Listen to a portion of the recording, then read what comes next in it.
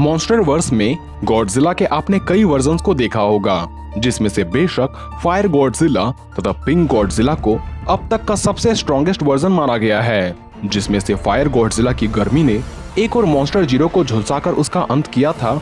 वहीं pink Godzilla ने scar को मसलने के साथ साथ सीमू को भी काफी कड़ी टक्कर दी थी।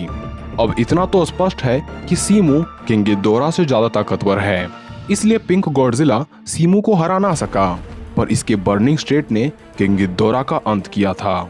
ऐसे में ये सवाल उठना लाजमी है कि कौन सबसे ज्यादा ताकतवर है, फायर गॉडजिला या पिंक गॉडजिला।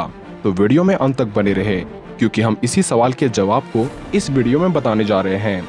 लेकिन उससे पहले वीडियो को आप जरूर लाइक कर दें। आज से लगभग 25 करोड़ साल पहले धरती पर डायनासोर की उत्पत्ति हुई। उन्हीं में से एक डायनासोर जो पूरे विश्व का सबसे शक्तिशाली टाइटन बनने वाला था, वो था गॉडजिलासोरस, जो कि 150 किलोमीटर विशाल चिक्सुलब इम्पैक्टर के धरती के टकराने से पहले समुद्र की गहराई में छिप गया। उस हादसे में सभी डायनासोर की तो मौत हो गई, पर गॉडजिलासोरस अभी भी जीवित रहा। फिर सेकेंड वर्ल्ड वॉर के दौरान जब ये लागोस द्वीप पर था, तब जापान में कुछ ऐसा हुआ जिसने न सिर्फ जापान को प्रभावित किया, बल्कि इसके रेडिएशन ने गॉडजिलासोरस को भी पूरी तरह से बदल कर रख दिया, क्योंकि अब ये ऐसा विनाश बन चुका था जिसे मिटाने का प्रयास तो इंसानों से लेकर दूसरे कई टाइटन्स ने करी, पर या तो कुछ असफल रहे या कुछ खुद मौत के भेंट चढ़ गए। इस प्रकार ये टाइटन किंग अभी तक किंग है। इसके विरुद्ध दो म्यूटोज कॉन्ग, किंग गिदोरा और स्कार किंग ने भी अपनी किस्मत आजमाई, पर हार के अलावा इन्हें कुछ नसीब नहीं हुआ। जबकि ये सारे मॉन्स्टर इतने ताकतवर है कि ये कुछ भी करने की ताकत रखते हैं, क्योंकि एक म्यूटो ही करीब 76,000 टन का, एक कॉन्ग 93,000 टन का और एक किंग गिदोरा 1,40,000 टन का था। इसके बावजूद गॉडजिला ने इसके आगे अपने घुटने नहीं टेके, परंतु उन्हें झुकने पर जरूर मजबूर किया। इसी बात से आप अनुमान लगा सकते हैं कि ये कितना स्ट्रॉन्ग है। वैसे तो ये हर बार अपग्रेड होता रहता है, पर इसका बेस फॉर्म भी इतना शक्तिशाली है जो सबको रौंदने के लिए काफी है। ताकत के साथ साथ इसकी ड्यूरेबिलिटी भी लाजवाब की है, क्योंकि हम देख चुके हैं कि गॉडजिला पिछले कुछ सालों में कई मॉन्स्टर से मुकाबला कर चुका है। सभी ने गॉडजिला पर इस प्रकार टूटा मानो इसका अंत कर देने पर मॉन्स्टरवर्स का वो किंग बन जाएगा। इसलिए सभी ने इस पर अपने ट्रू पोटेंशियल के साथ हमला किया। हम देख चुके हैं कि किंग गिदोरा भी इस पर पागलों की तरह टूट पड़ा था, और गॉडजिला को मार गिराने के लिए इसने अपने सारे पैंतरे इस पर आजमा दिए। एक पल के लिए किंग गिदोरा इस पर इतना भारी पड़ा कि लगा अब गॉडजिला नहीं उठ पाएगा, पर हमें पता है कि आगे क्या हुआ। इसी प्रकार आप कॉन्ग के शक्तियों से वाकिफ हैं, जिसने स्कल आइलैंड में रहकर सभी स्कल क्रॉलर का अंत किया। वो भी एक पल को गॉडजिला का अंत करना चाह रहा था, जिसके लिए इसने अपनी कुल्हाड़ी का भी सहारा लिया, पर गॉडजिला को एक खरोच भी नहीं आई। यहाँ तक कि मेका गॉडजिला ने भी इस पर कई मिसाइल हमले किए, पर गॉडजिला को मौत कहाँ आती। इसने तो कॉन्ग के साथ करीब 12 घंटों तक लड़ाई करी। मेका गॉडजिला के कई एनर्जी पंचेस को सहा तथा इसने होलो अर्थ की एनर्जी से बने प्रोटॉन स्क्रीम को भी मात दिया।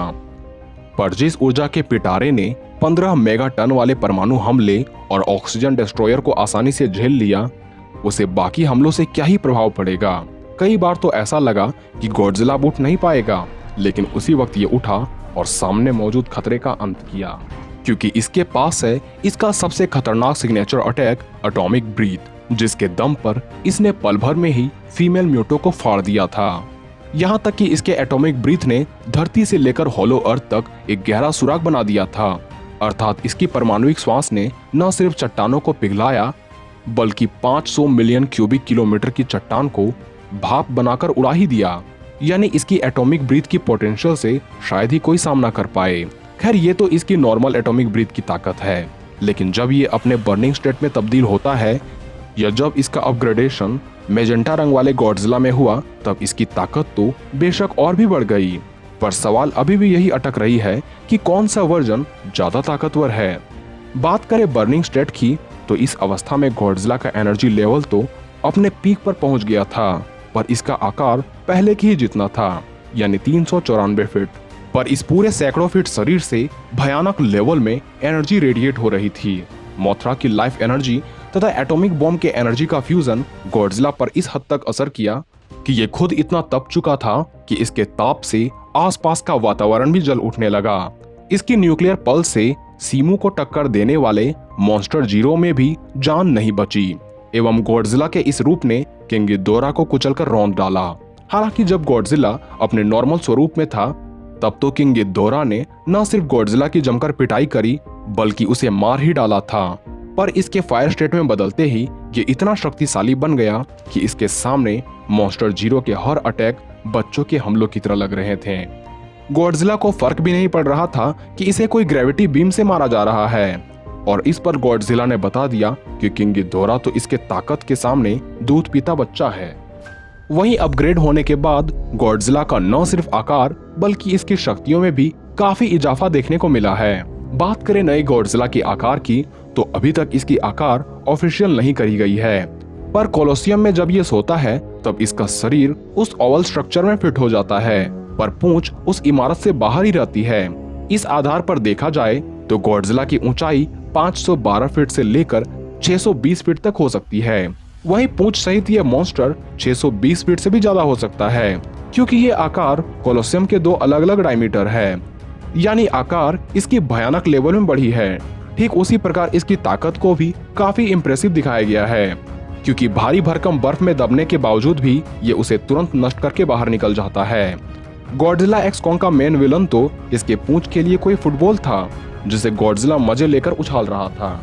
इसने सीला तथा टाइटन तियामत को इस तरह फाड़ा मानो ये कोई रद्दी सा पेपर थे और सीमू जैसे चट्टान से भी ये मुकाबला करने से अपने कदम पीछे नहीं हटाए। यहाँ तक कि एक पल को कॉन्ग सीमू के हाथे कमजोर दिखलाई पड़ रहा था, पर गॉडजिला से मानो सीमू भी लड़ना नहीं चाह रही थी, क्योंकि सीमू भी जानती थी कि गॉडजिला अच्छा खासा नुकसान पहुंचा सकता है। पर जब गॉडजिला और कॉन्ग पिरामिड के पास लड़े थे तब हमें लगा कि कॉन्ग तो गॉडजिला को पीट रहा है।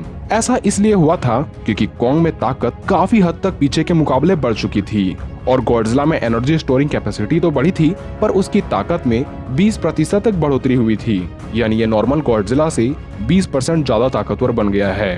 पर जब ये अपने बर्निंग स्टेट में था तब इसकी ताकत 20% ही नहीं बल्कि सैकड़ों % बढ़ गई थी। ये गॉडजिला के सभी स्टेट में अब तक का सबसे ज्यादा ताकतवर वर्जन था। एक पल को पिंक गॉडजिला किंग गिदोरा से हार सकता है, पर बर्निंग गॉडजिला ने किंग गिदोरा का क्या हसर किया था ये आप जानते होंगे।